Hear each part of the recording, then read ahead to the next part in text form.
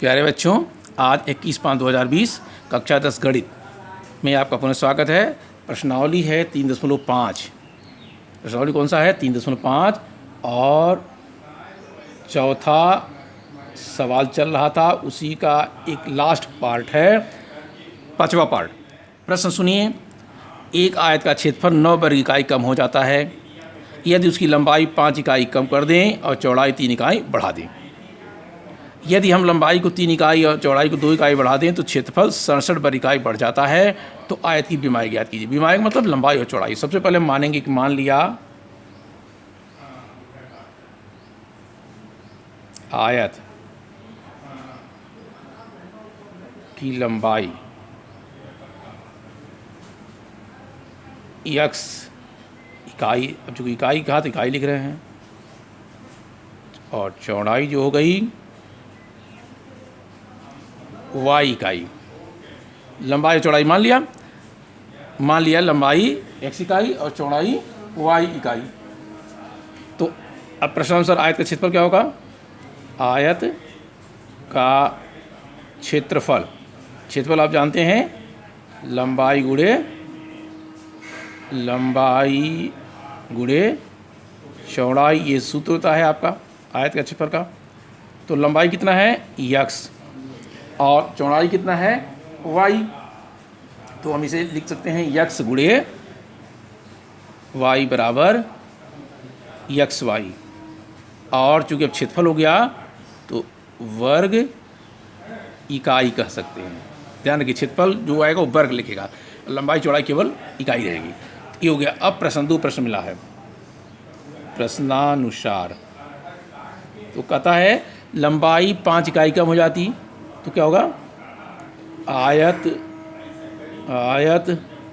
की लंबाई 5 इकाई कम तो जब कम हो जाती है तो क्या होगा? उसका कम हो जाती है, इसका मतलब क्या होगा? x - 5 हो गया कम के लिए, इतना इकाई हो गया। और दूसरा इसका क्या आ गया? चौड़ाई 3 इकाई बढ़ा दी जाती है तो आयत की चौड़ाई कितना है? 3 इकाई बढ़ जाती है। तो बढ़ने में क्या होगा? इसका मतलब वहाँ क्या हो गया? चौड़ाई तो y है और y में 3 जुड़ जाएगा, ये इकाई हो जाएगा। तो अब इनके हिसाब से क्षेत्रफल, आयत का क्षेत्रफल क्या बना भाई? लंबाई गुणे चौड़ाई, सूत्र लिखा ही है। लंबाई कितना है? x - 5, चौड़ाई कितना है? y + 3। अब इनको जरा हल कर लीजिए। तो x का y में गुणा करेंगे xy, x का 3 में गुणा करेंगे 3x, 5 के गुणा करेंगे -5y, और 5 के इसमें गुणा करेंगे -15। ये हमारा आया। अब ध्यान रखिए, ये तो जब बढ़ा दिया गया तब आया। अब दोनों का अंतर कहता है 9 वर्ग इकाई कम हो जाती है। कैसे? पहले जो आयत का क्षेत्रफल xy है और दूसरे वाले में जो अंतर है 9 वर्ग। इसका मतलब जो पहले आया जो आयत के क्षेत्रफल और उसमें से इसको घटा दें, ये लिखे प्रश्नानुसार इसी xy में से ये पूरा पोर्शन घटाते हैं। xy + 3y - 5y - 15, ऐसे पूरा घटा दें तो अब देखिए क्या आएगा? इसका 9 वर्ग इकाई घट जाती है। क्या हो जाता है? 9 वर्ग इकाई। इनको पहले देखिए, हल कर लीजिए। xy - xy - 3y + 5y + 15, ये आ गया। अब काट दीजिए। इसमें देखिए ये राशियाँ ± xy ये कैंसिल हो जाएंगी। क्या मन के आया? -3y प्लस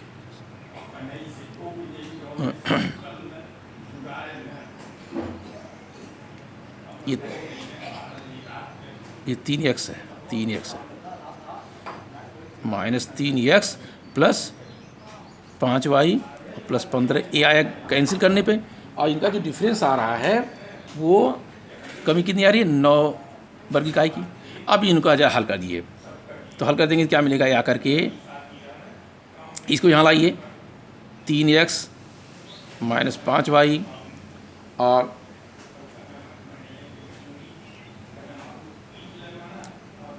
ये तो ऐसे लिख लीजिए पहले, बराबर 9 और -15 तो बन के आएगा 3x + 5y बराबर -6।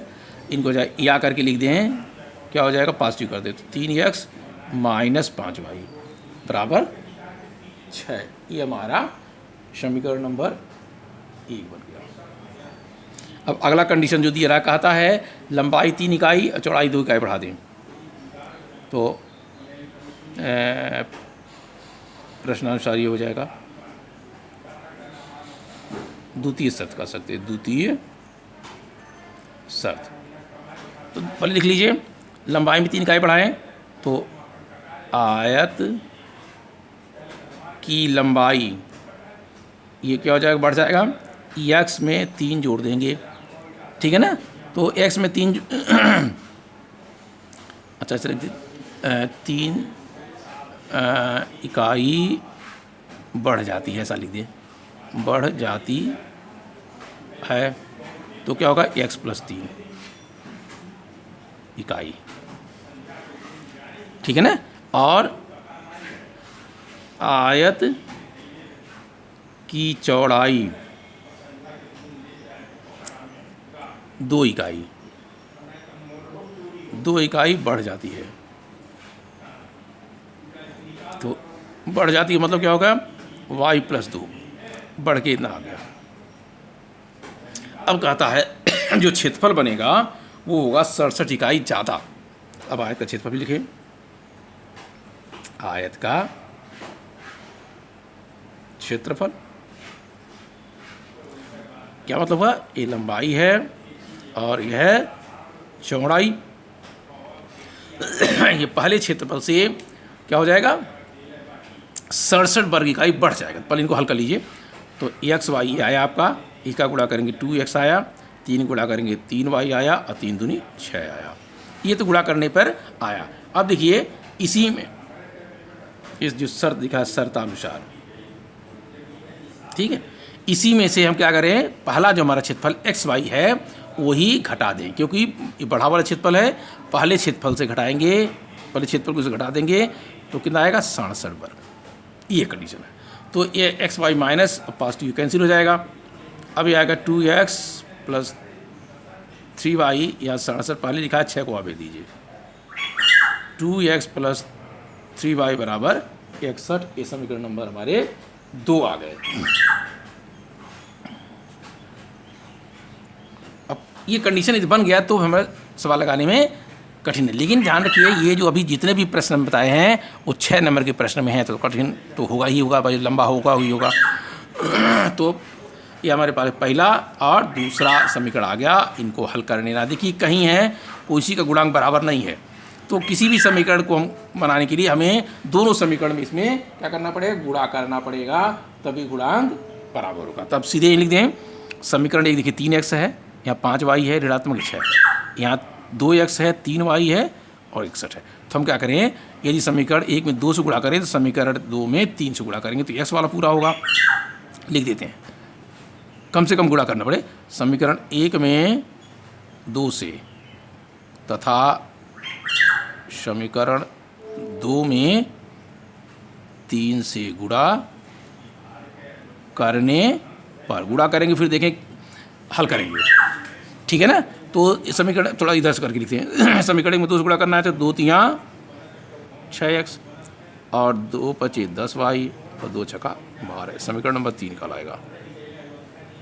और समीकरण 2 में किसे गुणा करना 3 से, तो 2 × 3 = 6x, 3 दूनी 6x, 3 × 3 = 9y। इसका गुणा करेंगे तो 3 × 1 = 3, 3 × 6 = 18, 183 आ गए। समीकरण नंबर 4 का लाया। अब समीकरण देखिए, समीकरण 3 से सीधे ऊपर नीचे लिखा है तो सीधे लिख देंगे, समीकरण 3 से समीकरण 4 घटाने पर, घटाएंगे तो घटाएंगे क्या करें, यहीं आप लाइन खींचिए और चिन्ह बदल दीजिए, 6x कैंसिल हो जाएगा। अब देखिए 10y ऋणात्मक था तो 9y भी ऋणात्मक, तो -19y आया। यहाँ देखिए 183 क्या हो गया, माइनस, और 12 हो गया धनात्मक। तो उसी में से आपको क्या करना पड़ेगा, घटा देना पड़ेगा। तो 3 में से 2 घटेगा 1, 8 में से 1 घटेगा 7 और ये बराबर -171। तो y बराबर आएगा -171/-19।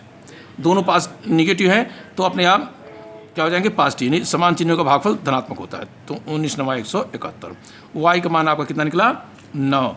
और समीकरण 1 में या 2 में रख दीजिए तो हमारा x का मान निकल। सीधे देखेंगे y का मान समीकरण 1 में रखने पर, समीकरण 1 दिख रहा है आपको, तो 3x - 5 × 9 बराबर 6। हल कर लिए, 3x - 45 बराबर 6। अब करेंगे पक्षांतर। जब पक्षांतर करेंगे तो क्या मिलेगा, 3x बराबर 6 तो पहले से है, ये 45 पक्ष परिवर्तन होकर के आएगा, साइड बदल जाएगा तो ऋण से धन हो गया। अब जोड़ लीजिए, 45 में 6 जोड़ेंगे, 6 5 11, 4 1 5 51 आ गया। 3x बराबर 51, तो x बराबर आ गया 51/3 बराबर 17। x का मान निकल गया और y का मान निकल गया। तो अब x y क्या चीज़ आप जानते हैं कि x क्या है, आयत की लंबाई, और y क्या है, आयत की चौड़ाई। अतः उत्तर लिख सकते हैं, अतः आयत की लंबाई 17 इकाई, ठीक है, तथा चौड़ाई y बराबर 9 है ना, तो इसका लिखेंगे 9 इकाई। ठीक है ना, ये हमारे उत्तर हो गए। थोड़ा सा बड़ा सवाल है, अब चूँकि 6 नंबर का प्रश्न है, आप प्रयास करेंगे तो जरूर लगे। अभी ध्यान रखिए, जितने भी भारतीय प्रश्न तीसरे अध्याय में लगाया गया है सभी प्रश्न 6 नंबर में होंगे। अब आज का चैप्टर यही होगा। अब इससे आपको अभ्यास क्या करना है, छोटे छोटे प्रश्नों को लगा के हमें भेजना है। तीसरे अध्याय के पूरे प्रश्न के जो छोटे छोटे हैं, कम से कम जो भारतीय नहीं है उनको बना के भेजिए। देखते हैं कितने बच्चे सही लगा पाते हैं, कितने नहीं लगा पाते हैं। तो आज का चैप्टर यही खत्म।